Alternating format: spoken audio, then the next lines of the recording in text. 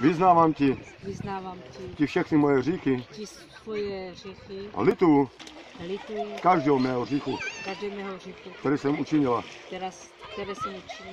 Otvírám ti, Pane, moje srdce a prosím tě o to, aby si vstoupil do mého života a převzal veškerou kontrolu mého života. Děkuji ti, Pane Ježíši, že dnes mi udělíš tvoji milost, Pane. Nech tvá milost mě doprovází celý můj život. A modlím se ve jménu Ježíše Krista. Amen. Tak vítáme se to mezi sebou. Tady je. Honza slyšel. Honza telefon máš.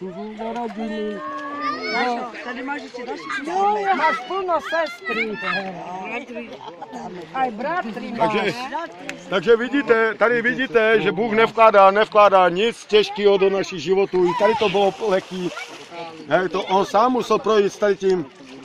A je to, že on nám nabízí nový život. Dneska jste byli pokřtěni vodou ve jménu Otce i Syna i Ducha Svatého jste byli pokřtěni. Takže vstoupili se dnes na novou cestu, kterou vede Ježíš Kristus. No a nechceš se dát rovnou pokřtít, když už to máš v ruce? Jo, je to pořád.